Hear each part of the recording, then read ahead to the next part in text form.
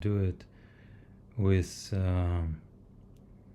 with blocking YouTube in Russia. A lot of people are quite unhappy.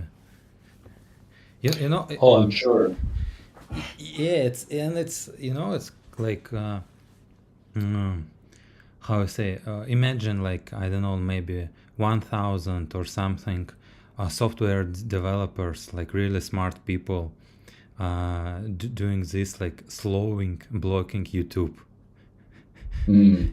If there's like no other something productive. But on other hand, it's like they want control of medium. So who controls the medium? They control Hmm. basically minds of people. So from this Yes. point, I understand Yeah. why they're doing it. But Well, the same thing happened over here all during COVID with, yeah, I don't know, did you give any attention to the revelations after Musk bought Twitter and the yeah, Twitter files? yeah. But Yeah, yeah, just the overt um, criminal censorship of media during COVID, and also, yeah, it's the information. Uh, I have, yeah, yeah, I heard a lot of it, all about FBI, 50 agents of FBI, like Russian disinformation. That's yes, Trump, Putin's puppet, and all right, this. They're saying it like for 5 years, people getting angry, like Russia, Russia, Russia, Russia, Russia. Maybe yeah, it's even this MSNBC like propaganda. It's maybe it worked, like I don't know, with war. It's like kind of like public opinion, how like some countries portrayed in media. oh yes, So absolutely, yeah, yeah, and yeah, like it's interesting. Yeah, and during COVID, like everywhere, like in Russia and I don't know, in US, in China, um, like they wanted all this total control of one narrative. yeah. Now, my sense is, um, I don't know if you remember a story I told, I think several PNPs ago, of before this last series of four, it was back more in the summer, when I told the story of being in first grade, being 6 years old, and being disappointed that we weren't going to go outside for recess. Okay, we were eating our lunch. There was a sixth grade child who would watch our first grade class during lunch so the teachers could get a break. And at some point, when we were finishing our lunch, sitting at our desks, he said that we weren't going to go out for lunch. We weren't going to go out for recess because the weather it was kind of, it being a little rainy that morning. And I wanted to give voice to my objection. I wanted to protest or express my disappointment. And for the first time in my life, I had two words come into mind at the same time and merge. And I spoke this blended word. And I wanted to say awe, and I was going to say phooey and shucks, but it came out awe fucks. And nobody, I was in a smaller town in Ohio in 1956, and nobody there was no hip hop on the radio. I mean, there was nobody in my class knew what that word was, Mhm. but the sixth grader knew what it was. And the sixth grader, and I'm sitting at my desk going, what just happened in my head? Two words showed up at the same time, and they got mixed together, and I spoke something. And I'm sitting there going, wow, that's really weird. That's strange. And it's the first time I'd ever noticed it. Maybe it happened when I was 2 years old and was still developing speech, but and the sixth grader got real excited and said, "What did you say?" And I'm feeling very interested and curious and in amazement, and so I just said it again, very confidently. And he told everybody, "Stay in their seats. I'll be right back." He went and reported me to the authorities. Mhm. My teacher, the assistant principal, and the principal came back with him. And in the schools over here, a lot of times, first and second grades often have a little bathroom in the room so that the little children aren't going out and having to get lost or Mhm. Mhm. you know get harassed by bigger kids on the way to the bathroom or to the toilet. So we had this little room, a sink and a toilet, you know, and the authorities called me over and they took me in and sat me on the toilet. And three adults standing in this little room with the door closed, demanding to know where I had heard that word. And I kept telling them what happened. And they wouldn't believe me. And I'm like, this is what and I and I'm sitting there going, this is ridiculous. These people are not believing the truth, and they're demanding that I tell them something, or I'm not going to get out of this room. My legs are starting to fall asleep because we've been going around and around about this subject. And finally, I had to make up a lie. I had to figure out what might satisfy them. I think this is really some word. It has to have been an older kid, somebody older than me, where I heard this. And I realized that there were some lower class people in our neighborhood. So those people might use this kind of word, because they were from the rural, Kentucky hills, Mhm. moved into southern Ohio to work in factories, part of the industrial transformation after World War II. What year it was? 1956. 56. Yeah. Huh. And so finally, but I didn't want anybody to get in trouble. And so I blamed it on a middle school, like an eighth grade Mhm. child of my neighboring family, because I knew he went to a different school and they couldn't do anything to him. And when I told him, well, I heard it from this guy, blah, blah. And then they were all happy, like, doesn't it feel better to tell the truth, to be honest? And, aren't you glad that you told, that you fessed up and you confessed and you told the truth? And I'm thinking to myself, these people are fucking morons. And they're in charge of educating me. They can't recognize reality when they see it or hear it. And that shaped my entire life.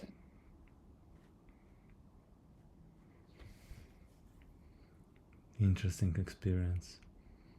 Yeah, and What they're in they charge of call, yeah, they're in mediums. charge. Yeah, they're and it goes to the looking at the mimetics thing. It's the mirroring and the conforming and copying each other. And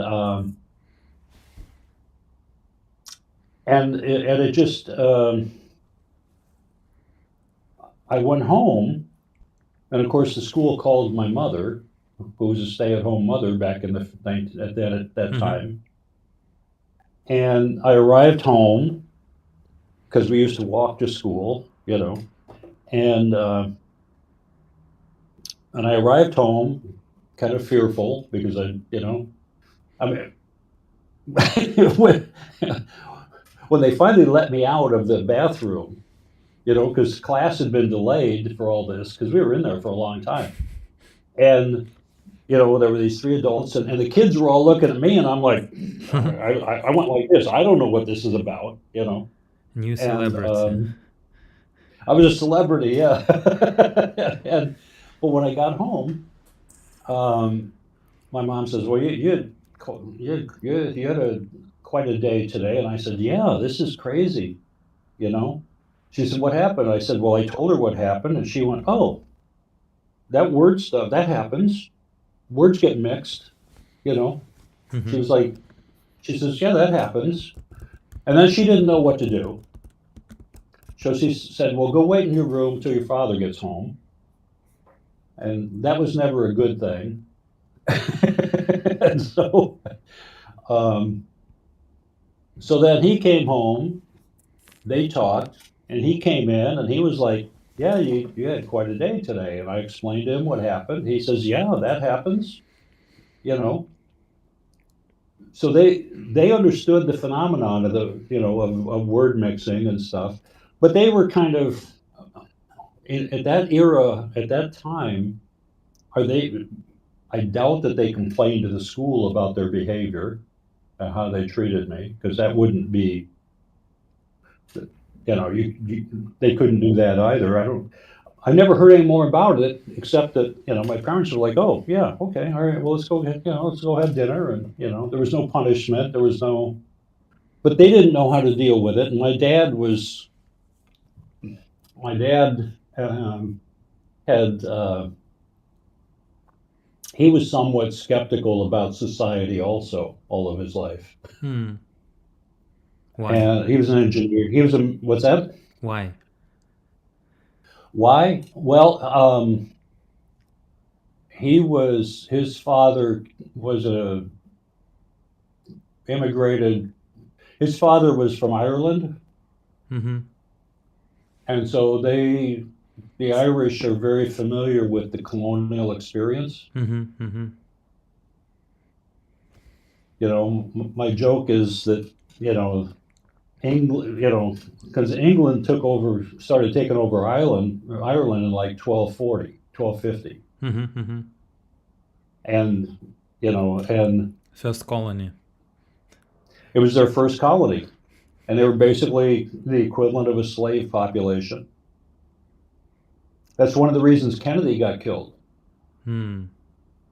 because Kennedy was Irish and he wanted to dismantle the CIA, and he was all in favor of the colonies gaining their independence, of the European colonies gaining their independence.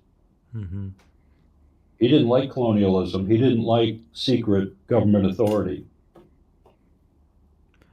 And he had actually told the CIA and the FBI he was going to dismantle them. Yeah, look what happened. And look what happened to him and his brother.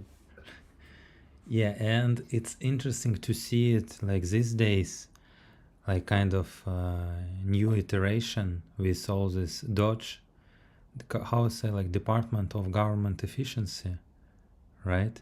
Yeah, yeah. Against the mega machine. Yeah, sometimes called the deep state, or just the massive government bureaucracy that's Bureaucracy, developed yeah. here. Yeah, that is. Yeah, it's Yeah, everywhere. Like I'm kind of looking yeah. at it with kind of with envy. We need something in Russia similar with Russian bureaucracy. I think in EU, Yeah. European Union, EU, EU same also. Yes. Brussels bureaucracy, and Yeah. in US, like they're sitting, creating all these departments, what they need in Russia, like I said before, for slowing YouTube, for like blocking Hmm. it, doing some kind of this job, similar with in EU, in US, again, like finding some like disinformation and so on, like Hmm. on Twitter. So a lot of people just like their job to to cancel people Yep. during COVID Yeah. and so on. And Yeah. They really had a great opportunity during COVID. I mean, yeah, it's, I watched recently like this a short video of Milton Friedman. It's like mm, these famous economists uh, yeah. from Chicago, I think. Yeah. Uh, University of Chicago, very famous. Yeah. yeah, like Nobel Prize winner, and Yep. I think he's like a libertarian, right? He is kind of a libertarian, except that he's utterly a corporatist. Hmm. His his toxic position was that the only responsibility a corporation has is to maximize return of capital to the shareholders. Hmm. Well, it's how it is like these days, and how it Yeah, always been. The main yeah, point of corporation. yeah, yeah. Well, that's been, And now they're yeah, trying to yeah, hide it with all this stuff. Okay, we are like green, oh, we we're are green, with yeah, simulacrums, or we are with fine with LGBTQ or something. All this, yeah, simulacrums. Like, yeah, yes, we're like you, we're for you, hmm, but they're doing same stuff. right, But right, yeah. like like PR, it's kind of like with car Yeah. thing goes. Did the name Edward Bernays come up in our previous conversation? I don't think so. Edward Bernays, look into him. He was a nephew. He was a double nephew Mm-hmm. by two paths of Sigmund Freud, Mm-hmm. and he took a lot of psychology's um,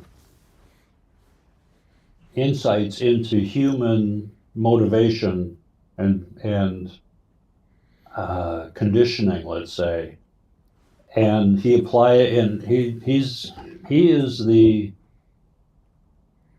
because he started back in the in the teens of last century. Mm-hmm.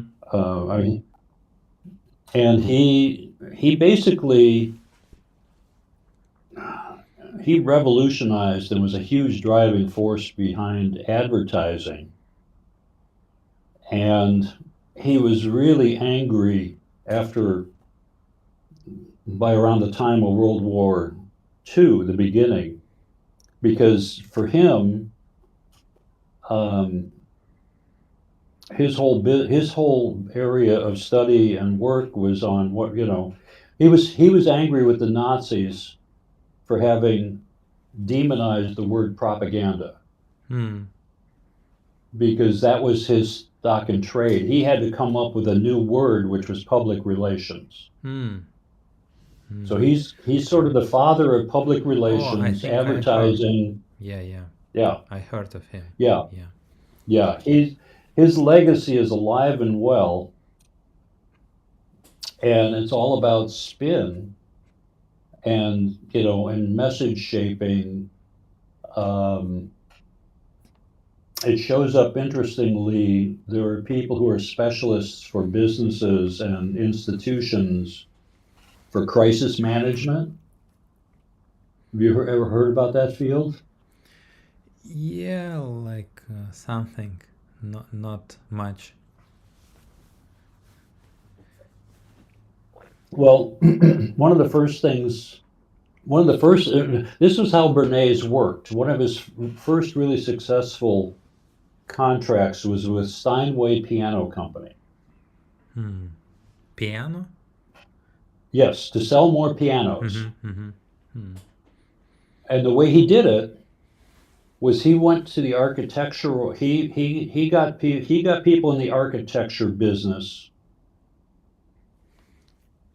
for more affluent members of society. Mm-hmm. He somehow got the architecture field to begin adding music rooms Mm. to Genius. nice houses. And if you have a music room, you have Yeah. to put something in it. Yeah. Yeah. And this was this was back early last century, before there was a lot of recorded music. People still made music. Yeah. And it didn't just benefit Steinway. There were other piano makers also, Mm-hmm. but it did directly increase. It did lead to Steinway selling more pianos to their clientele. Their target audience was wealthy people, and so people building bigger houses after World War II bought more pianos. Yeah, I But that's like it. the subtlety of his messaging. Yeah. Yeah, he changed like this system, how people like this layer, like formation, like form, Yeah. and it's like Yeah, one of his other ones was he encouraged in the 20s women to smoke by calling cigarettes freedom torches it's because they were now free to do what men were doing and smoke in public, oh and yeah. So it was early women's liberation kind of marketing.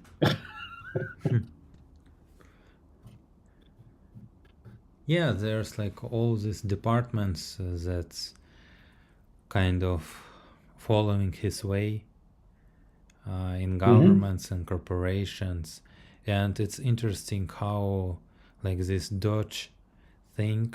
I'm not sure.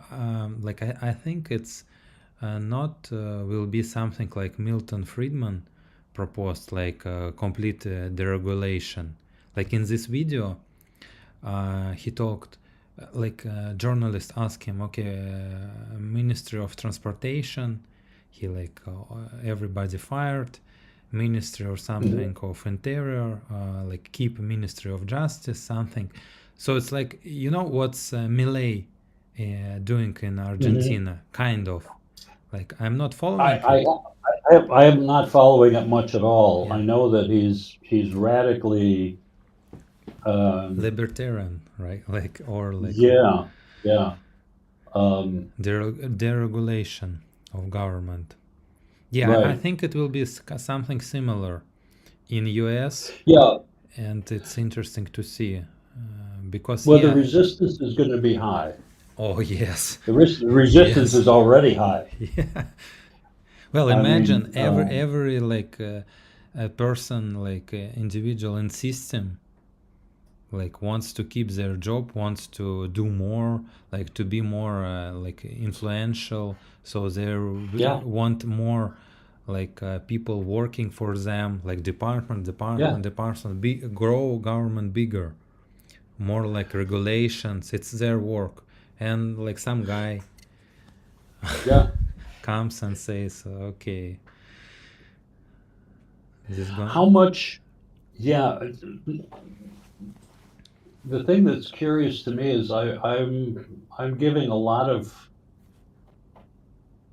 because I'm not participating in that kind of hierarchical productivity world anymore. Mm-hmm. Um, I'm I'm just watching everything, Mm-hmm. and I always have watched from going all the way back to that 6 year old. But the other thing that happened not long after that 6 year old experience was there were a couple of other pivotal events that connected me deeply to the natural world. And I had this sense that all the, the car I was riding in, the machinery, the pavement, I had this profound sense that the way the world was organized, where I found myself, was essentially wrong. That the pavement, the machinery, all the energy, I had this sense of, I had a really early, profound understanding of ecological dependency, but I Mhm. couldn't articulate it that way at the age of 7. I just had this real strong sense that there was something really wrong with what I was seeing.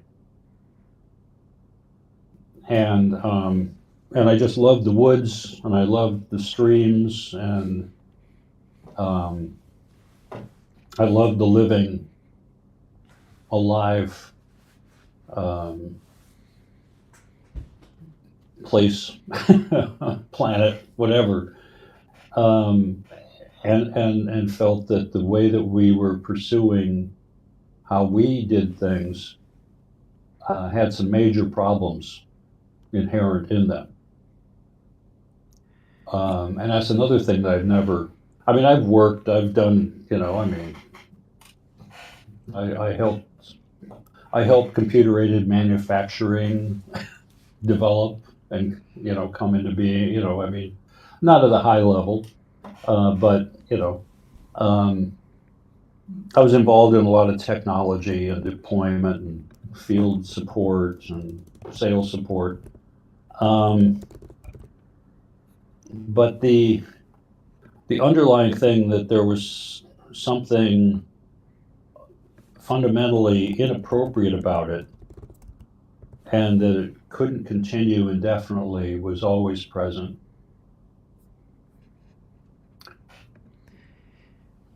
You know what you're saying? I have like this thought about how like ancient Chinese thought, their school of thought, like Lao Tzu, and like Western Mm-hmm. thought. Now it's everything intermixed. How like you're not like pulling a tree plant, but you're like watering it, so it's like potential, uh, like innate potential of this, it grows without like so you have like ADAS ideal, right, or something. So this how it should work. Now it's Mm-hmm. working that way. So there's like uh, how I say, like some delta, the angle or disintegration between these two things, and we need like to go that way. We have like instruments to this goal, like to this ideal, and we trying to integrate, so to be aligned. But first it's like we need some like ideal, like idea how it should work, like communism or capitalism, or like and so on. It's trying to Yeah. goal Well, it, oriented, trying to like this map, to put map on reality, mhm. and everybody Yes. should be fitted like to this, okay, to this map. It's yeah. Some people refer to it as the Cartesian dilemma. Hmm, interesting. You know, uh, there's this abstracted, quantitative, grid, mathematical grid, x and y axes, um, and no matter what the environment is, we think we can lay on top of terrain our abstract concepts, and we Mm-hmm. can divide it up into parcels and think that they're discrete, you know, a hectare. What the fuck is a hectare? Yeah, yeah. In regard to the actual biological activity that takes place there. But we've become so convinced that we can conceptualize systems that are essentially participatory systems. Mm-hmm. But part of this imaginarium idea that comes from the urban orientation. I mean, I have I don't know, I forget. I have like a 9-meter motorhome in my driveway right now, Mm-hmm. 9 meters long, because I have a 62-pound dog, a 62-kilo dog. So I need a larger motorhome. Mm-hmm. It was just me standing upright. I don't take as much room horizontally as my dog does. So I could have a smaller motorhome. But if it was just me, the and that motorized structure that has all the conveniences. It has an internal fresh water system. It has a sewage containment tank. It has a gray water tank. Um, it has electricity that either runs off of, it's got a 4 kW generator on it. Wait, you're talking about RV? Yeah, Okay. yeah. And and it has rubber radial tires on it, steel belted radial tires. And all of this accumulation of imagination and manipulation. So it's a microcosm of the modern world. Yeah. And it's the product of centuries and perhaps millennia of imagination transforming the material world of the organic world into the service of humans.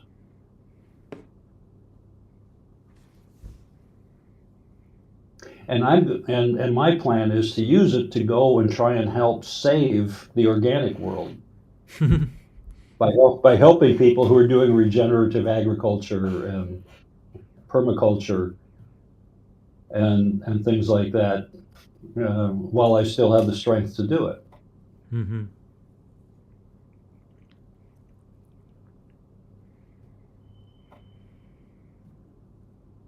And so I'm just acutely aware of the multiple paradox that comprise my existence. Mm-hmm. I mean, the only income I have right now is selling some things on eBay, Mm-hmm. trying to get rid of possessions I've accumulated, and my Social Security. As long as my government keeps printing money, I'll have money.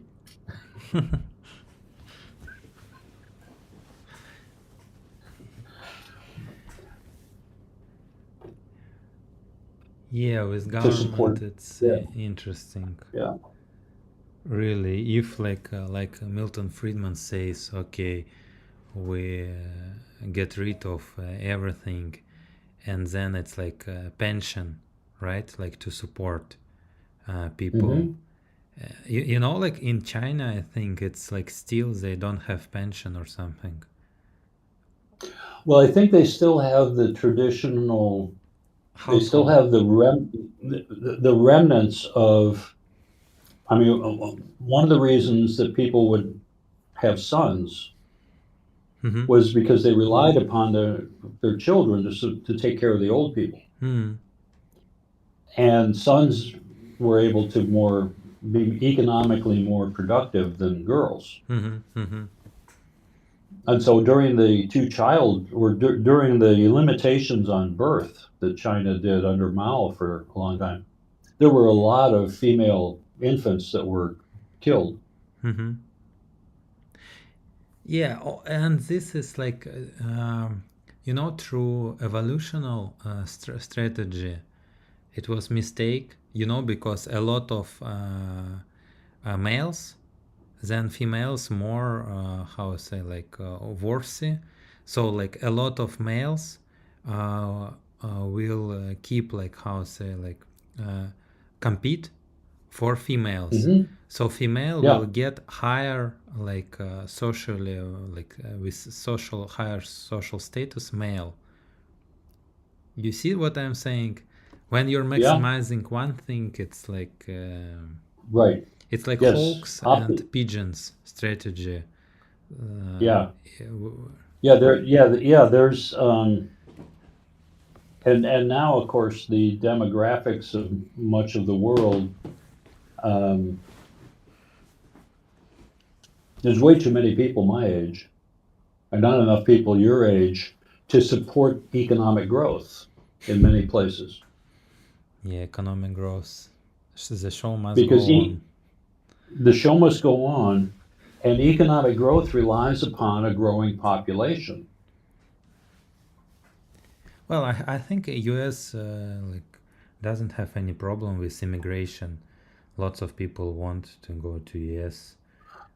Lots Cause. of people want to come in. Yes, it's for some reason considered a desirable place. But I've worked with a lot of immigrants, Mm-hmm. and From South and America it's mostly. no, from Africa. Oh, from Africa. Yeah, yeah. When I was in graduate school in the first 4 or 5 years of this century, I was driving a taxi in Minneapolis, Hmm. and a lot of the taxi drivers, um, because the Minneapolis St. Paul, geez, in 2007, they had a population, I think, of about 60,000 immigrants from Somalia. Mm-hmm. Mm-hmm. Now, that's a large community. Mm-hmm. They also had um, a large population of people that were Hmong, HMONG, from Laos because they fought our secret war, Hmm. trying to interfere with the Ho Chi Minh Trail that Hmm. ran through Laos. And Hmm. so we paid Laotian mountain people to try and interfere with the Viet Cong. Mm-hmm. Uh, and so as a result, we protected a lot of them by bringing them to the U.S. And so there's a large poor population of them in the San Francisco area and a large portion in Minneapolis. The so I drove taxi with a lot of East African immigrants, and the contrast um, was they were surprised at how hard it was to make a living in the U.S. when they got here. Hmm. Uh, that it wasn't an easy place to survive Mm-hmm. Mm-hmm. without subsidies, and but they were but the, the country that they came from had been a proxy war between the U.S. and the Soviet Union for quite a while, Mm-hmm. and so the society had been very damaged. And at the conclusion of the Cold War, then all these proxy wars, all these geopolitical conflicts that the United States and the Soviet Union were engaged in for decades, Angola and all kinds of places, Yeah. they ended, and the United States and was Soviet Union had no resources to continue engaging, um, and Cuba went through a very interesting transition, but th- there were all these places where the United States, okay, we won, and now we don't have to give any attention to these places that we were helped destroying Yeah. for a couple of decades. And so we just walked away from all this damage. And the Soviet Union couldn't. They ended up walking away, and so places were just left in ruins, Mm-hmm. culturally and politically and economically. And so these there was a large number that came from the Horn of Africa, and they lamented, they missed like family compounds Mm-hmm. where people lived in, in large groups, Mm-hmm. Mm-hmm. pursued a viable lifestyle that was appropriate, that had evolved in that setting for a long, long time. And when they came to the US, they ended up living in isolation like we do, Mm-hmm. Yeah. there'd be the nuclear family in an apartment under stress of adapting, of coming over here and finding out that, oh, gee, um, where they came from, they were the people, right? Everybody was African. Yeah. Status was determined by a lot of cultural structures and meaning. Those got swept away. They came over here and realized that the color of their skin made a difference. Yeah. And and so they ended up finding it hard to survive economically, challenging to survive culturally, and if there was a conflict between I did some research on this when I was in grad school. If there was a conflict under these stresses between the husband and the wife that resulted in some sort of physical misbehavior by the husband, Mm-hmm. the impulse was to reach out to a higher authority to intervene. Back in the old country, when they lived in collective families, large families, if a husband and a wife were having trouble, and because the husband usually went to, sometimes the husband moved in with the wife's family, sometimes the wife moved in with the husband's family, but there was around, and people saw what was going on, and there wasn't the degree of isolation that we have in the modern economically advantaged countries. Yeah. Um, it was noticed, but here in this country, the wife would call the police seeking some sort of intervention by some social mediation function, Mm-hmm. Mm-hmm. not realizing that that started a cascade of events that damaged their family even more, because he would be taken off to jail, he might lose his job. It increased, where in the old country, you know, he would be taken aside by some of the elders or whatever, and be instructed, that's not something you do here. And if it continued to be a problem, then they just banished him. Mm-hmm. They threw him out, and he would lose status in the larger community. He'd have to go back to his family. I mean, and the mismatch in these ways of regulating human behavior were very big. But the paradox was that people, given all these difficulties, they didn't want to go back home. They didn't want to go back to where they would say, yeah, we had more leisure time. They could see all these benefits of living in their traditional way. Yeah, like after a few generations. Yeah, sorry, you were saying? Yeah. Well, no, when I would talk to them, they could see the contrast, and they could see the benefits in their original cultural setting,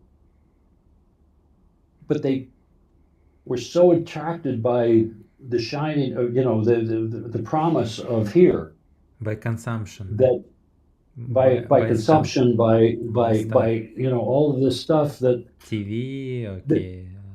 it was like, it was like, yeah, but I'm going to stay here, even though, yeah, life was better there Yeah. by these measures, and it's harder here, but I'm going to stay here. And it was like, it was kind of mind-boggling for me. It was confusing. Yeah, maybe because like a new role, and back like there can be like self-talk, but I'm here like in US and there like in dirt or something. I have like Hmm. all this nice stuff, and Yeah, yeah, yeah. it's all, and everybody lost their culture. Now their culture, it's consumerism, their god, Hmm. basically, Yeah, for everybody. In Russia yeah. it's kind of same, like a lot of different cultures within Russia, ethnicities with Hmm. their own like languages, and in Africa, right, like a lot of languages, they're all different, but in US they're like all black, like it's but there's like specifics like within tribes and so on.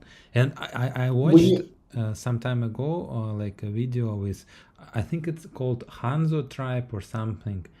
They're living like perfect life. They're happy, fit, they're like taking honey from bees, like hunting with bows, like running, Mhm. and they're like lazing around. Yeah, yeah. It's like nice life, rituals. They Hmm. don't have depression, no suicides. No, no, they're not very confused. Yeah, yeah, yeah. you know, um, and yet the exposure to contact with with the West. When I traveled, I mean, I went to Africa a couple of times on the to work with some of the spiritual elders in the Dagra tradition Mm-hmm. that I had been studying with Malidoma Somé over here, and we went over there a couple times. But they kept us, even though that had become less traditional by far, because at a couple of the currency economy had really crept in to this rural area, um, because of the International Monetary Fund and the World Bank. Mm-hmm. Burkina Faso had development loans that they had to pay back. It's And so, yeah, it's crazy how like I reading this book, David Graeber, Debt. He's describing world IMF, like mhm, this World Bank. but It's like they're like, okay, we have a lot of money. Anybody need like two dictators who are like not yes, representing people. They gave right, out a lot of these loans, yep, and then like dictator died or something, and like APR, like a percent for the loan, changed. and yep, and you can't like this country can't get like bankrupt. You should no, pay. It's crazy. He's describing how like all this, okay, you don't need syringes or like some medicals, we take it because you need to pay back like 100%. Okay, your kid's dying, but like we need money back. And it's crazy yeah, with it's with UN, how they want to like all this talk. So yeah, it's sure. yeah. It's so when we would go over there, um, we stayed for 10 days was the longest that we stayed in the community because our level of we just caused this disruption, Mm-hmm. we caused resentment because their spiritual elders and medicine people had been instructed by their ancestors in the spirit world and by other spirit entities, guides that their tradition is based on relationships with, Mm-hmm. had been instructed to share their teachings with the modern world to try and keep the modern world from destroying everything, Mm-hmm.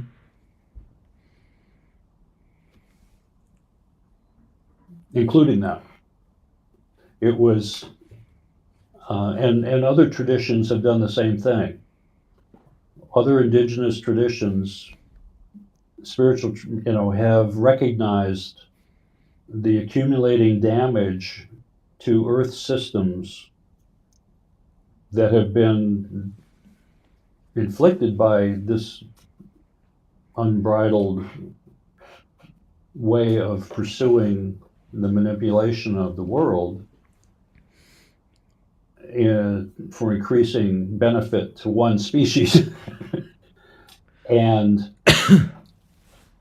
have undertaken to try and share their perspectives of connectivity,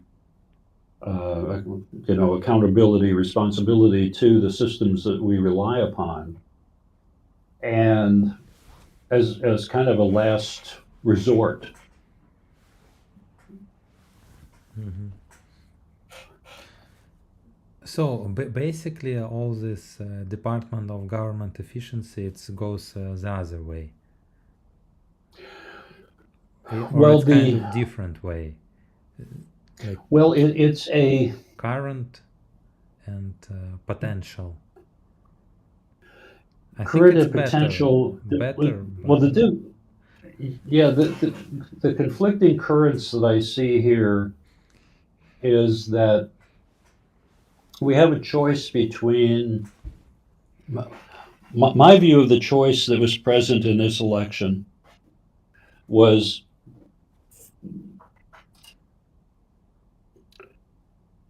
a, con- a continued movement into the world of bureaucratic top-down solutions mm-hmm, mm-hmm, to complex problems with increasing governmental control and implementation of these technocratic solutions administered by an increasing number of um, educated, what some people would refer to as midwits. mm-hmm, And overly simplified top-down solutions that don't take into consideration the locale and the local conditions and the local histories. Or the choice is people who want to dismantle a great deal of that mm-hmm, mm-hmm. and but yet think that the modern human project can continue and then we can go to Mars and stupid shit like that. Mm-hmm. Um, so it's a case of the choice was for me was that eventually the bureaucracy that's been growing for quite a while would remove all choice at the local level Mm-hmm, mm-hmm. and any ability to respond to um, local conditions in a community-based way Yeah, and versus US, it for me, it's like from what I understood, US always been like kind of a state, so local communities kind of strong, gathering in charge, compared to that's other countries like in Europe, in yeah. Russia, where it's top down, like one Mhm. king, and so it's like on federal level, and he appoints his like sheriffs. Whereas in the US, it's like Texas, and they're kind of independent and so on. And it's Yeah, getting like from I don't know 60s or 50s to this to different kind of system. right. Yeah, it's been an accumulating, accelerate, Yeah, building process, and I think it's organic this process like for this for machine to grow. It's like the it point. is. So Yes, it is. Yes, it is. And that's part of that fourth turning process is that there's that that this increasing burden or the increasing layers of complexity um, need to be completely reworked again every 80 years and because they bring about a crisis, mm-hmm, mm-hmm, and the crisis is always a mess. mm-hmm. And so a lot of people in this country saw this bureaucratic overreach and over control and see this new administration potentially revamping or modifying, taking a lot of that apart. And but for me, the underlying ecological limits are pointing to intense crises, no matter who's in power. Yeah, And yeah. The and difference. and yeah. Yes, sorry, Mike. The difference it's that the new guys might talk with other leaders. You know, they have like some kind of like how their own thoughts. It's not like a puppet, from what I Hmm. understood. Like Biden was with Yeah. dementia and so on. Like I saw it like 4 years ago. It's no, really. It's Yeah, how I know. I how you know. can be with Um, nukes and so on. It's like all ecology, yes, but we have like matters, more imminent, like all mhm, this tension, wars, which like it's already like was used on Japan 2 times.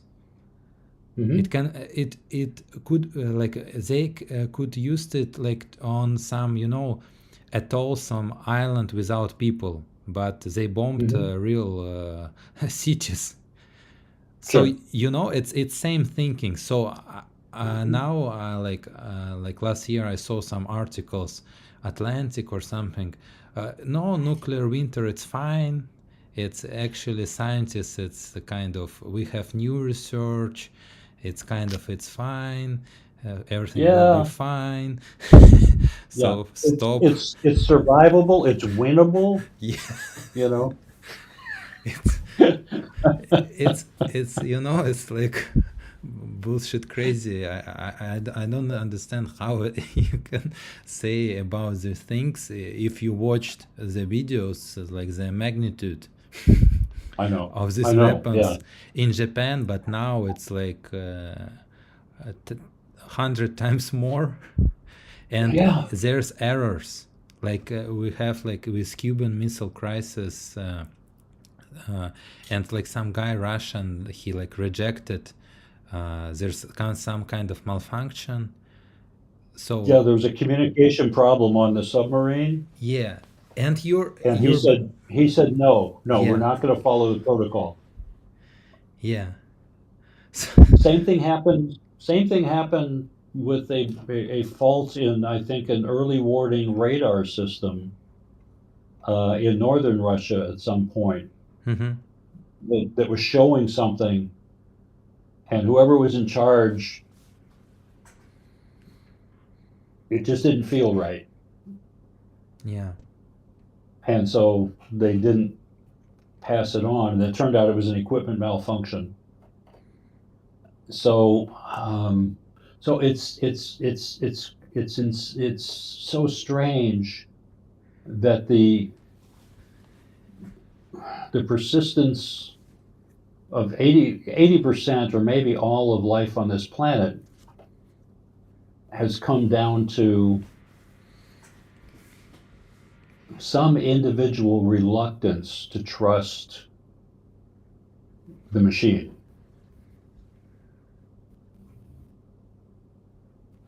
Yeah.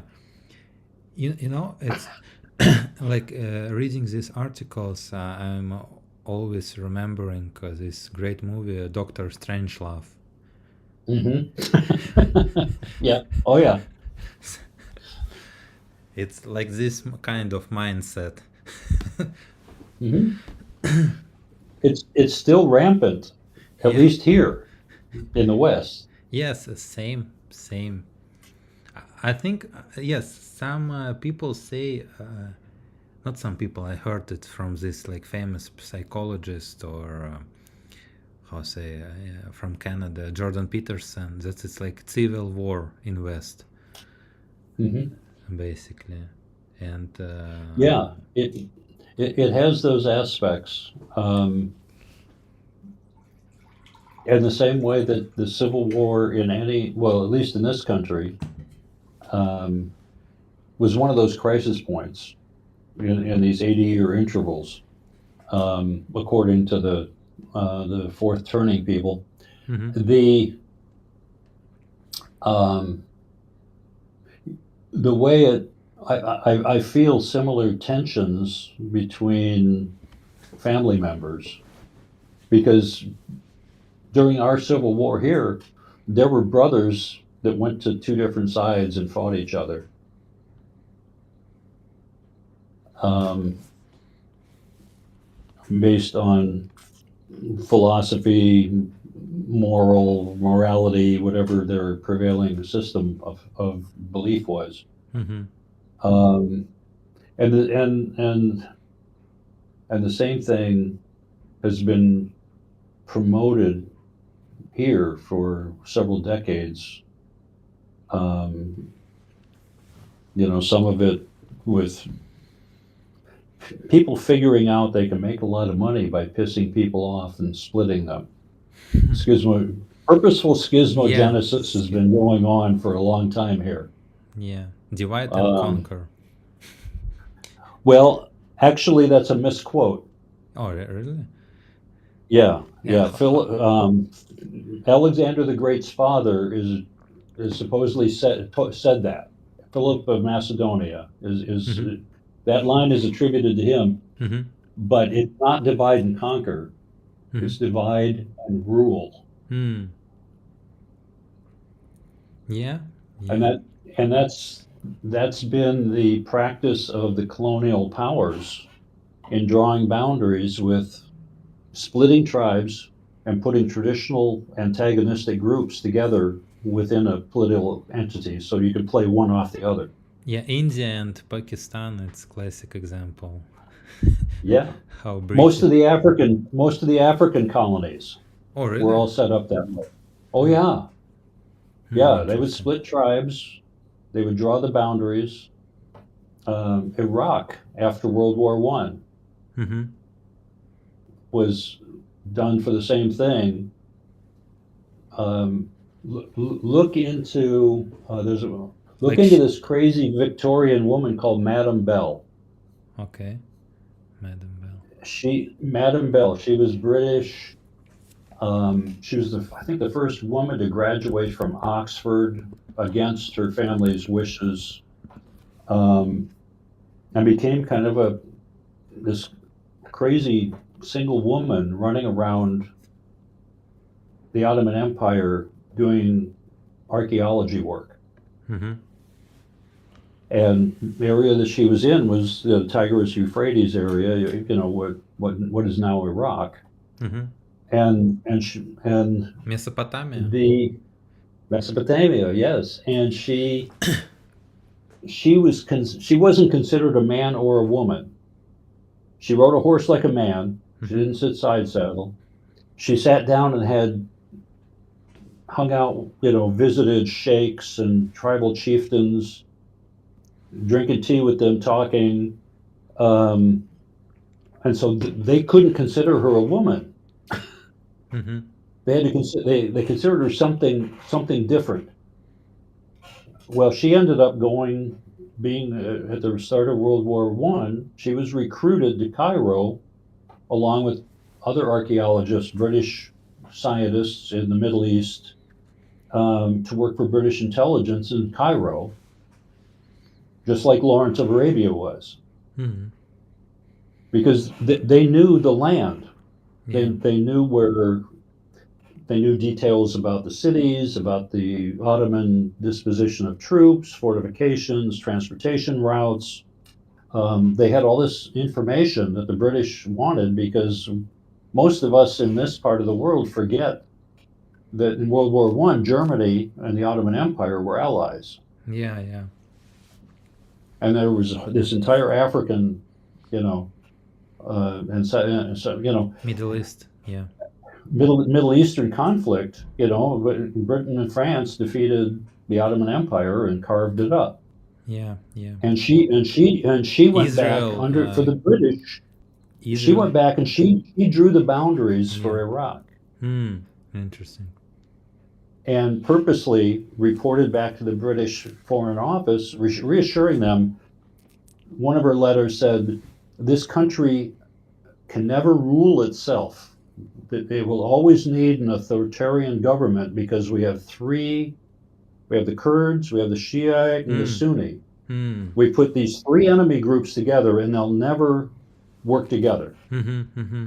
Somebody's always, and so the British, we can be the strong authoritarian and we can Hmm. Hmm. play one group off against another and keep them from throwing us out. And that was the colonial method in where they could do it.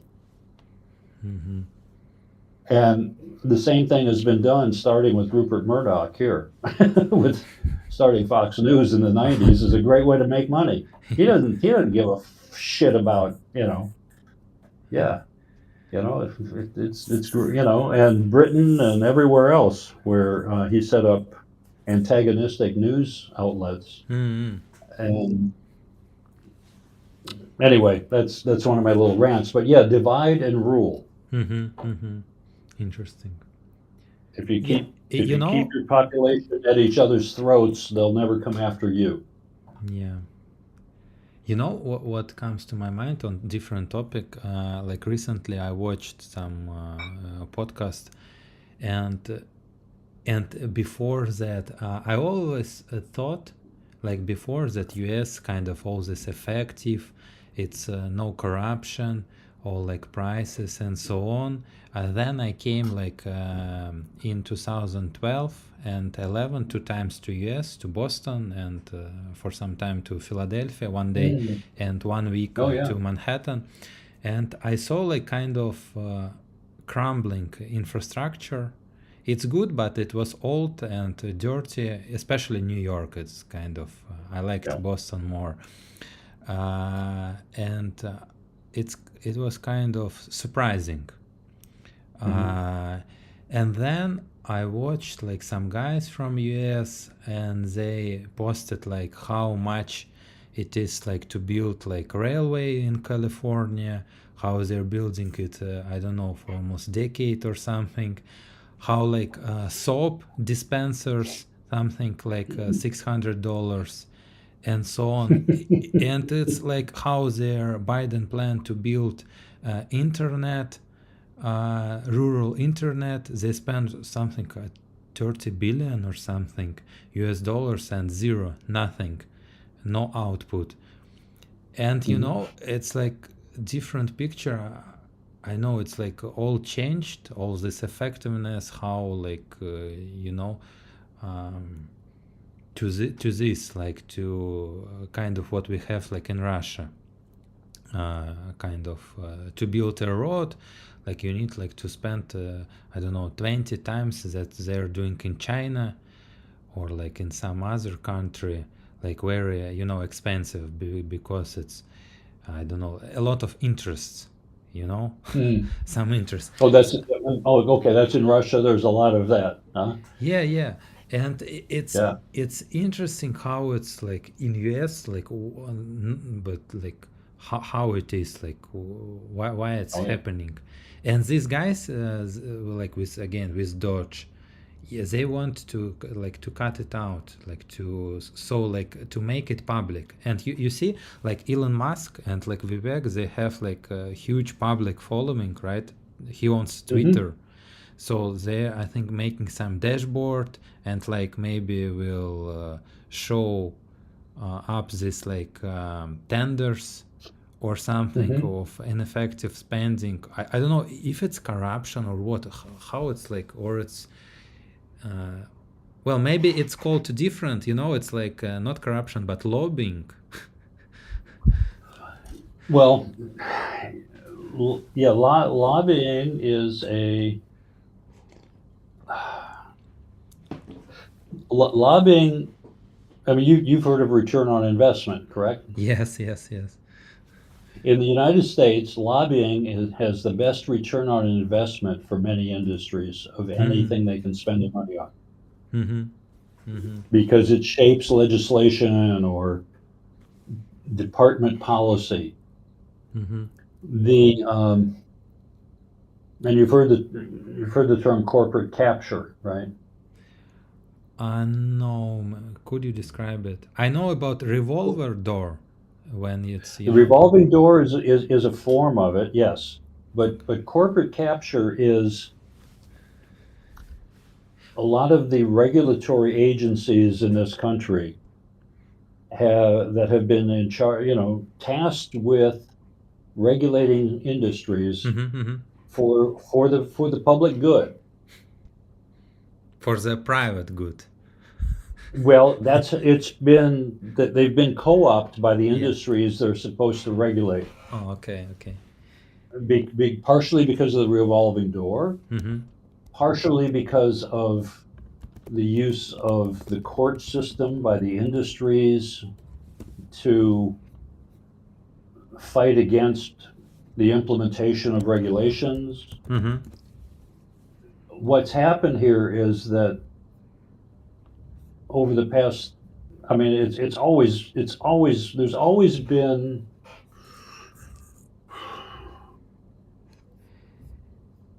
it doesn't matter where on earth, different people have different ideas of how problems should be solved Mm-hmm. or how disputes should be settled because even in the tribal world, even in traditional cultures, there's still differences of opinion on how to proceed toward any collective goal. Mm-hmm. Mm-hmm. Now, in traditional cultures, it's not as divisive because most people's overarching sense of reality, their cosmology they live in, is very, very tightly shared.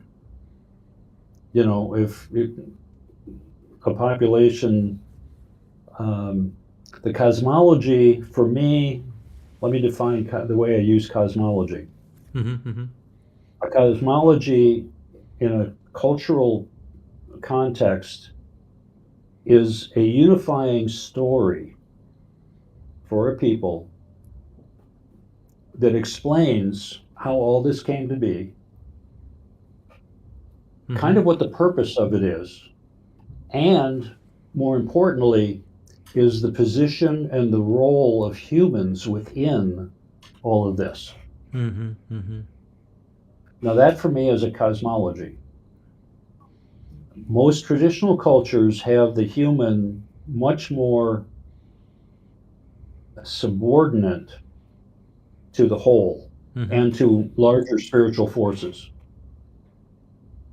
whether they're ancestors, whether they're whatever way divinity expresses itself in their environment, because they're not traveling to Paris. Yeah. You know, people for most of our history, um, if a people were somewhat settled, 50 to 100 miles might be as far as they ever went in their Yeah. life Yeah. on Yeah. foot Yeah. or riding some four-legged, you know, so some animal assistance.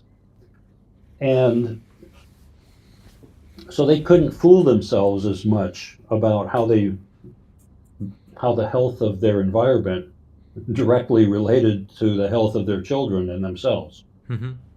I mean that was hard to make up a story that contradicted that dependency. So within those settings, there was still people would have different ideas about how to pursue a collective goal. Let's say, you know, okay, we're hungry. Is the game that way, or is the game that way? How do the hunters proceed? Mm-hmm. You know, and um, is it the right time to plant, or you know, do we plant on the dark of the moon, or whatever these methods of making sense of the world. The When a culture becomes much more the product of imagination and a built environment is the product of imagination Mm-hmm. and manipulation.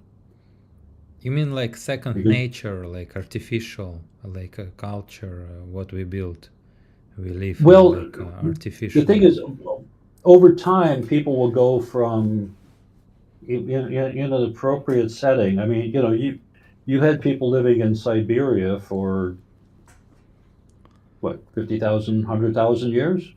Mm-hmm. They figured out a way to house themselves to survive.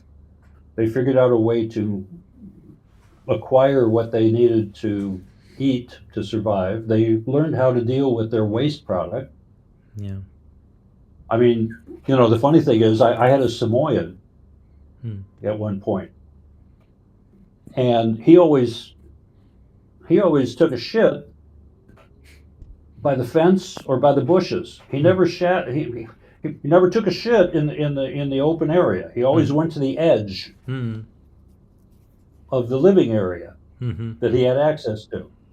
Now that was bred into him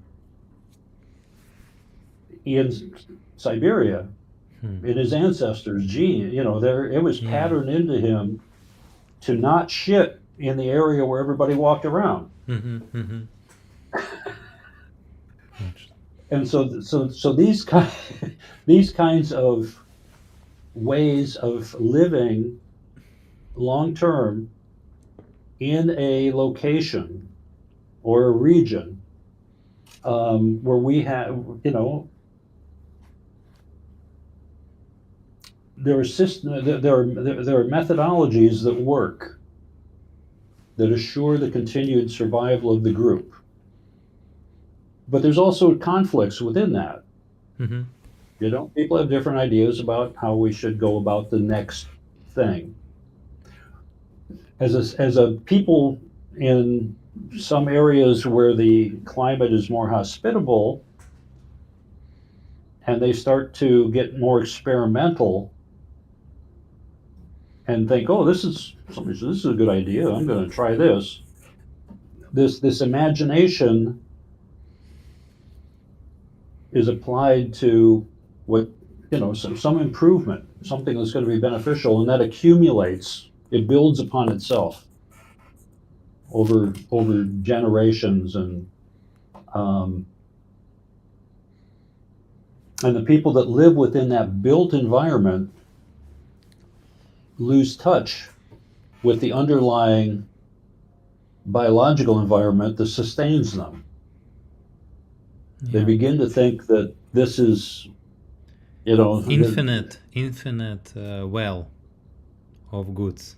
yeah, yeah. It's like our imagination and our creativity is what's really important. Yeah, I get it. I think like in kind of way, uh, that it's like kind of one way of thinking that it's unstoppable and we can't stop. No degrowths, like like back to this kind of living, because it's not possible if we were not like killing all like billions of people, in this Hmm. way, like in tribal way. It's not possible. We need like, I think we need like this mass factories, like with food, agriculture and so on. And people want to like to have families, children in India, in China, everywhere. Like they want to live lives, and like who are we like to tell them, okay, no, no children, or Right. you don't need like this apartment or something, or a bicycle or a smartphone. So the way Hmm. only up. And if like uh, what Yeah. happens, no, I mean like with each level, there will be like some kind of level up imagination, and basically there's like infinite resources like water and so on. It can, but yeah, That. there's like Yeah. risks. And But there are actual limits to all those resources, it seems. um, well, like to biological diversity, yes, like some type of animals like got extinct, right? But to Hmm. the materials, basic building blocks, I think there's no limit, because like on moon there's like these energy sources and so on, and like water, meteorites, and it's technology, it's all there. Like we have like nuclear and so on. It's just matter of what you're focusing on building apps, TikToks, like all the software um, stuff, or like STEM, science, Hmm. Hmm. engineering. Of who are Hmm. your like children want to be? Yeah, and I'm saying one thing good or one bad. I'm just saying like laying out that most Yeah. kids like in Russia, in US, I think in US more, they want to be like bloggers, TikTok stars, and so on. Like, but Hmm. before, when there was like space race, everybody wanted to be engineer. Like I wanted to be Yeah. a cosmonaut. Hmm.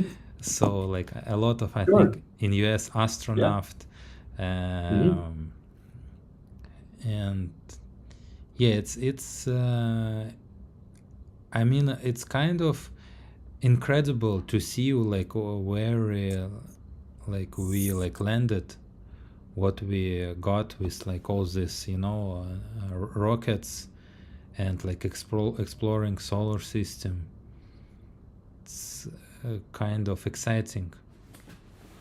It is. It is exciting, um, and I don't know, like on some visceral level, it's interesting to like exploration. I think it's like in our nature, in every nature, maybe. Like, well, it it is. Um, the I my sense is that um, yeah, and one. I'm really worried about Mhm. some of the perspectives. I mean, there's a high risk factor to this particular new administration Okay. because because um, the techno optimism is not tempered by by the idea at all that no, we're not going to go mining asteroids. Mm-hmm.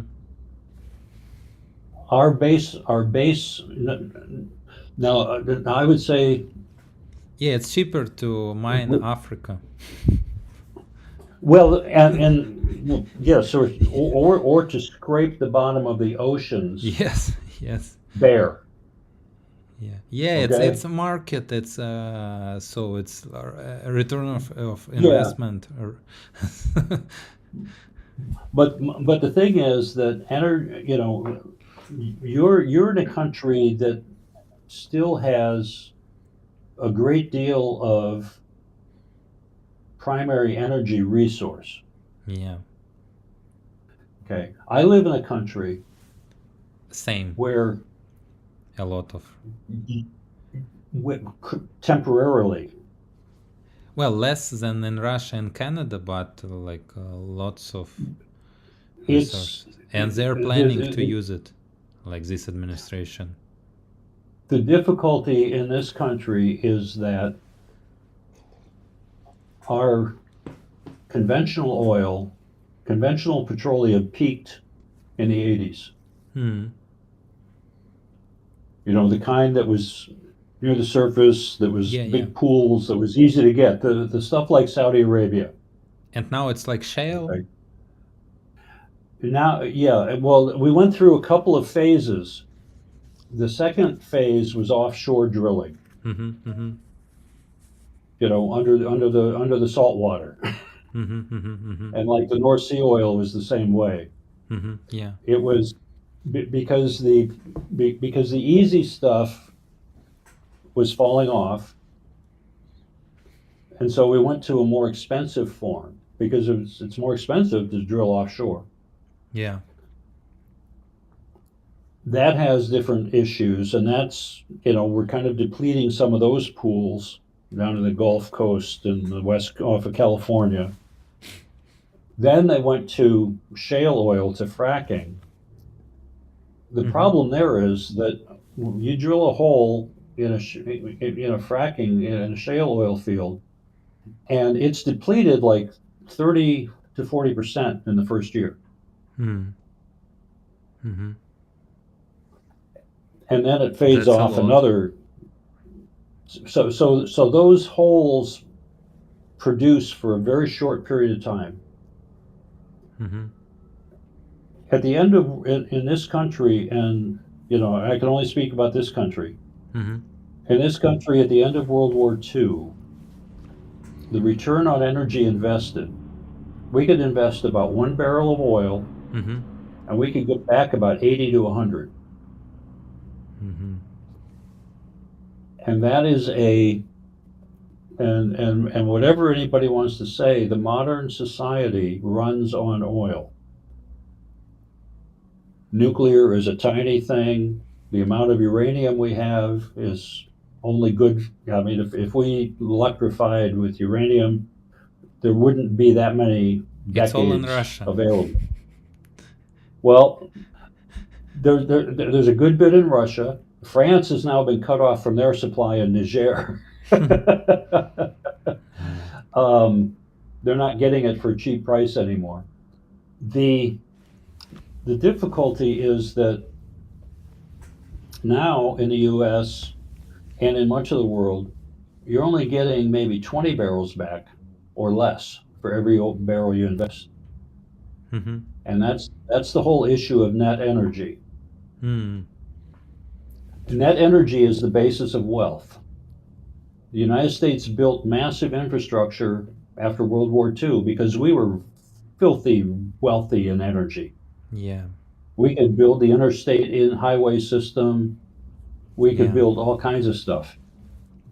There's a competition. Energy is the source of everything Blood. that exists. Life, yeah.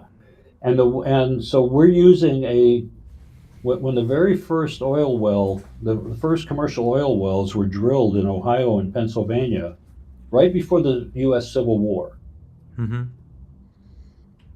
at the height of the steam era, looking at your cycles, Mm-hmm. Mm-hmm. Mm-hmm. I mean, really, in the height of the steam and rail, um, the world's population was about 1 billion Mm-hmm. in, like, 1848. And the use of coal had driven that up a little bit. Mm-hmm. 300 years before, it wasn't even a billion, Mm-hmm. best estimates. Petroleum and coal, I mean, there was an overlap. Coal was still going. Petroleum, it takes a while to develop the infrastructure to utilize a new energy source. Mm-hmm. So petroleum really wasn't really that important until preceding around the turn of the century, Mm-hmm. because Daimler didn't invent the diesel until like the late 1880s. So the technology was catching up to utilize the energy source. I mean, coal was around for a while before James Watt figured out how to convert linear into circular motion, Mm-hmm. Mm-hmm. and that replaced the water wheel and the windmill Mm-hmm. Mm-hmm. in England for the Industrial Revolution. Suddenly, you had factories that could run Mm-hmm. reliable power. The the thing it took a while, but by World War One, now warfare was mechanized. It was Yeah. no longer horses pulling cannons, caissons, and foot traffic. Yeah. Petroleum had become usable as a war machine Mm-hmm. power, mechanized war. And so that whole process accelerated, and it accelerated food production.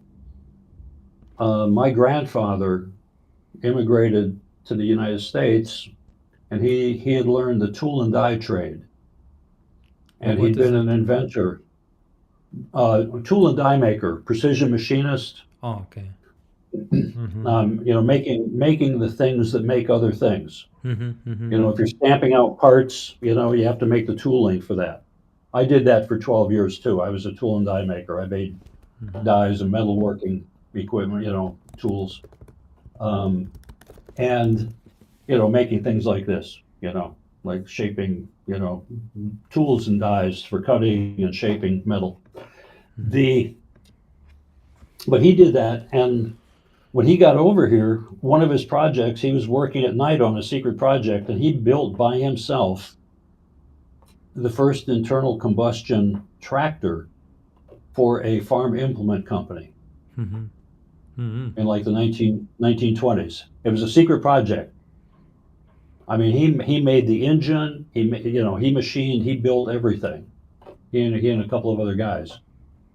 And in the transition from horse-drawn harvesting and plows into, you know, It was petroleum-based, huge disruption. I remember huge, the huge grapes, disruption. the grapes of Wrath, like by Yeah, Steinbeck, great yeah, novel. yeah, How it's like yeah. from So Midwest moved. I think we yeah, discussed it at some time yeah. Very ago. briefly, it was a huge migration. It was a destruction. It was a combination of environmental factors and human overshoot in Mm-hmm. agriculture, in stripping the land. Then some, there was some cyclic weather that came in and really just created the Mm-hmm. dust bowl. So, And Mark, you're saying that like next 4 years will be something similar in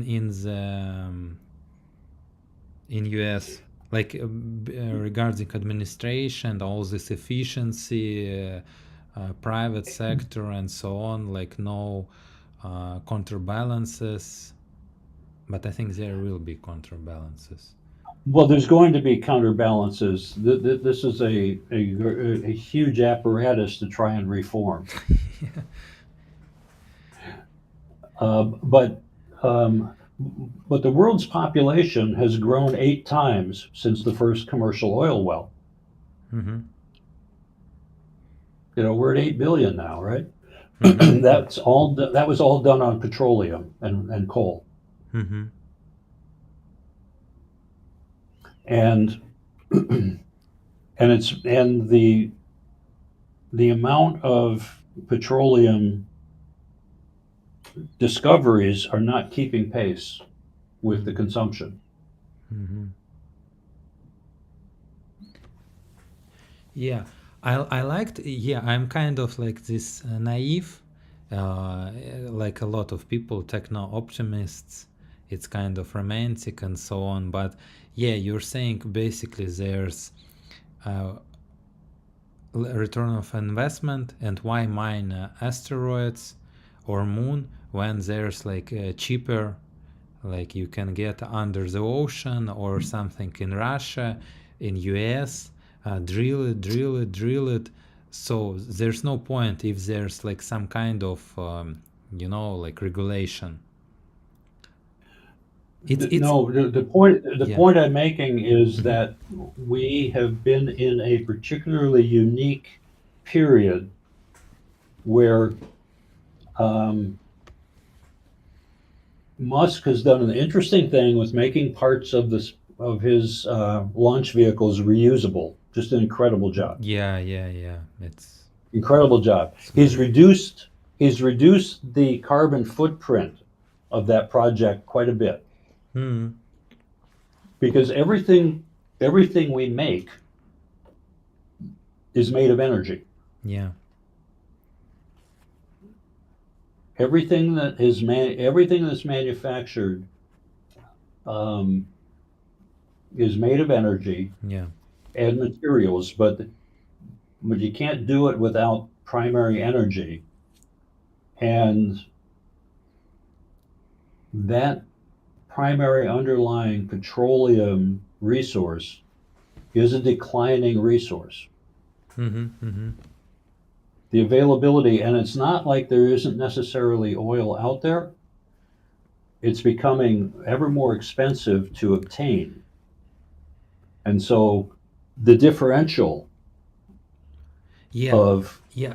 And it's crazy that what we are doing with this oil, like military industrial complex, building yeah, stuff that's getting blown up. It just like right, complete disintegration. It's like rockets, like our like Russian right. Soyuz rockets and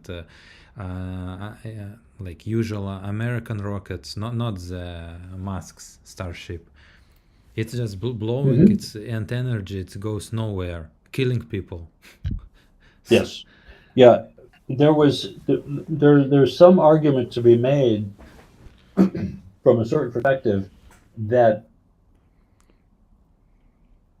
the only way the world went into a global depression in the 1930s. Hmm. It wasn't just in the U.S. It was in the more modern in the currency-based cultures went into a depression I think for Soviet the Union 30s. escaped it. I think what I heard. Well, I Maybe. think in a way they did. Um, I mean, I don't know how many people died during Stalin's collective farming revolution. Hmm. They had a lot of mouths they didn't have to feed that way. Yeah, yeah, I mean, yeah. Lots of you people know, left, live, so yeah, lots of people left and a immigrated. lot of people died. Yeah, Um, and the and the expectations of quality of life was pretty low, yeah, because it was, you know, most of the Soviet Union was still a very rural, very kind of feudal sort of system, I mean, which can survive a long time because it's yeah, not energy or resource intensive. yeah. And they built I mean, I industrial, mean, like for. I mean, people are living in their traditional housing, burning. A lot of child mortality. Population's not growing that much. It's fairly stable. Um, and life has a certain contour to it that people manage to find meaning in life often when things are not soft. If things are too easy, they lose meaning. Yeah, yeah. So, but the thing is that there was this huge depression all over, and the only thing that brought the U.S. out of the depression was World War II. It was the Yeah. only thing that brought Germany out of their Hmm. crazy time. And to have a war, you have to print money. You have to borrow. Yeah. And so um,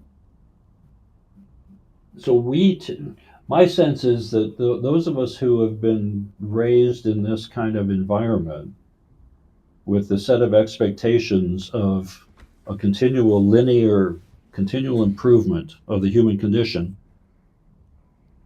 Yeah, all this self-development stuff. Yeah, yeah, yeah. We need to develop self, Yeah, everything. I always wanted to I always wanted to make up a T-shirt that says, "My emotional state is the most important thing in the world."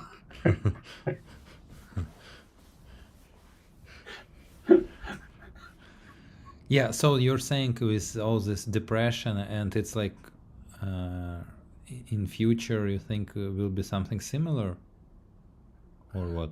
Well, I don't know.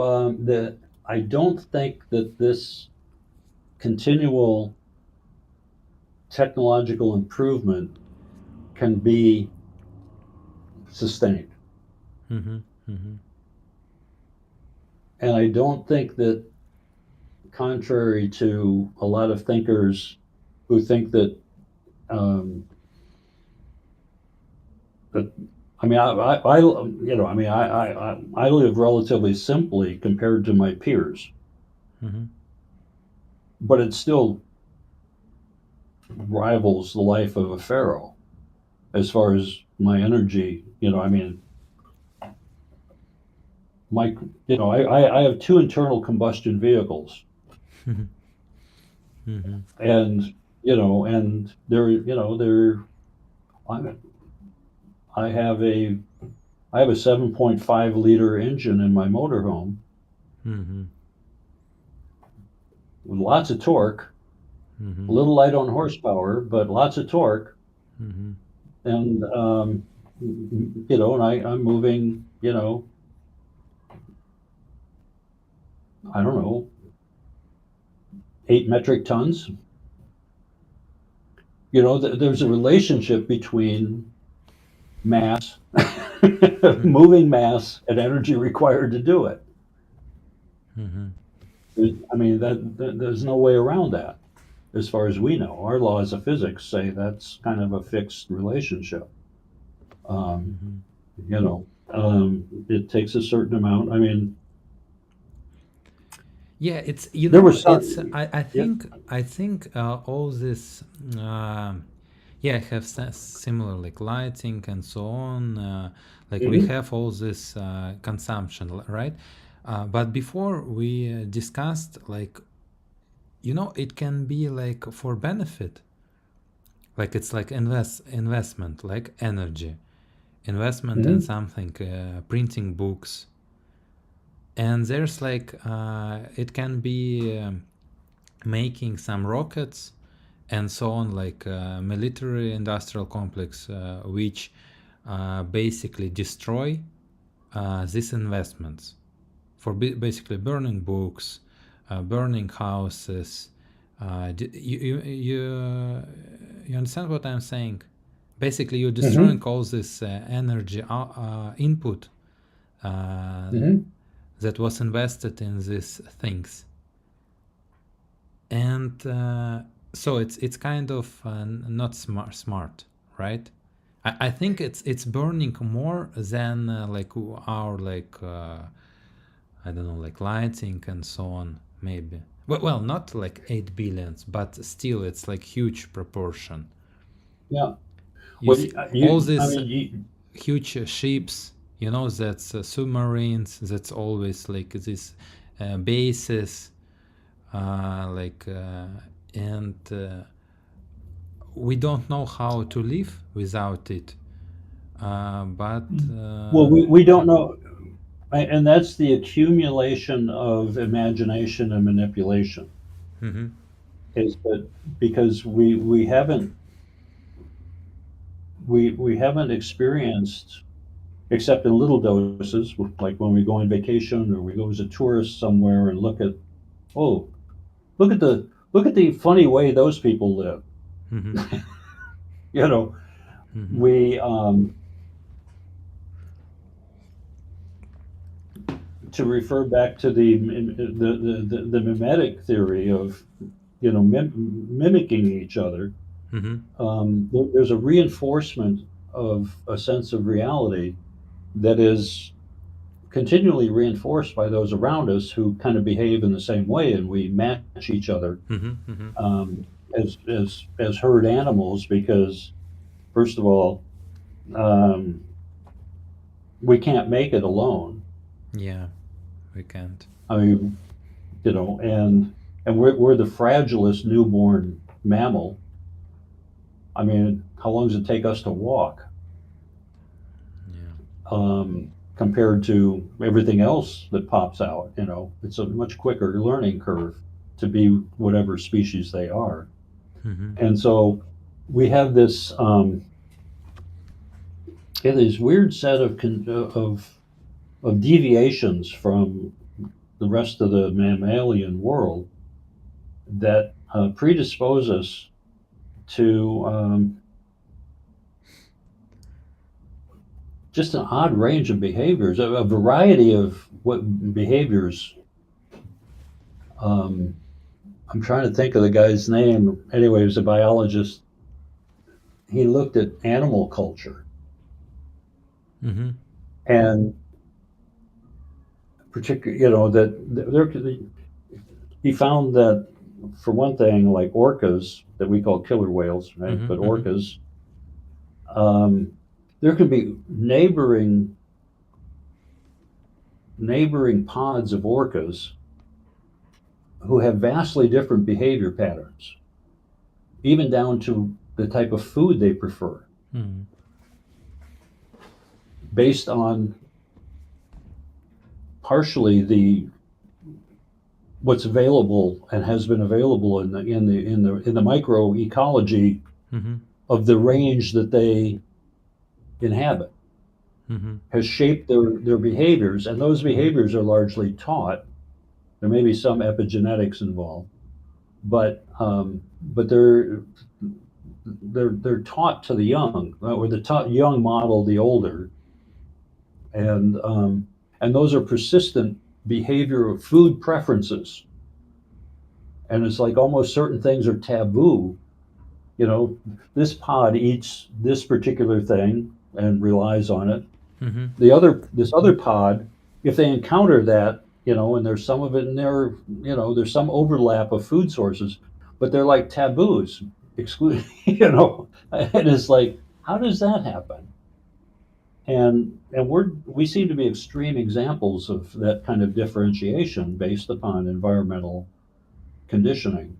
Mm-hmm. What's available, how much of the year, and our built civilization has had the same effect, only we have created our own conditioning over millennia. Yeah. And because we've been so successful, we we have a tendency to think that limits, that we can overcome any limit to our aspirations. What we desire or any goal we can achieve, because so far we've done a pretty good job. Yeah. Yeah, it's like evolution of kind of strategy how you deal. Like Dawkins described it in his book, like selfish gene. Like the Hmm. strategy is kind of you can be like completely hawkish, like to. There's like experiment with prisoners or something. There's like two people cooperate Hmm. or Oh, not. the prisoner's dilemma in game theory. Yeah. Yes, Hmm. yes, yes. So basically, he lays out that with time, like some people, families or something, because of they share genes, they started more to cooperate, because before it was kind of no, I don't work with you, I will try to Hmm. like cross you or something, take your stuff. But then with some time, with thousands of years, these societies, like villages, that worked together, right? They got more from nature because they're building something together. And Hmm. it's they started giving chances to other people. That's like, you're okay, you're like plus, right? I'm not trying to cross you. And then Hmm. there's like strategy, eye for an eye, tit for tat, you know. Hmm. Basically, and now working in this, in Talmud, you know, like Jewish, like this book, or Hmm. Hmm. Old Testament, like Hmm. and okay, and there's new with Christ, like always to turn other cheek. So like always try to, Hold uh, on a second. okay, yeah. Hold on. I just realized I've got somebody coming by here. Okay, We've okay, been talking. we can wrap it up Um, and to next time. Yeah, I think it's like 2 hours. yeah, we've been at it for about almost 2.5. Yeah, Yeah, yeah. yeah. Somebody's coming over to join me for coffee and breakfast this morning. Nice, nice. And I haven't seen his texts. Hold on just a second. Let me see if I can see what he's saying. Um, Okay.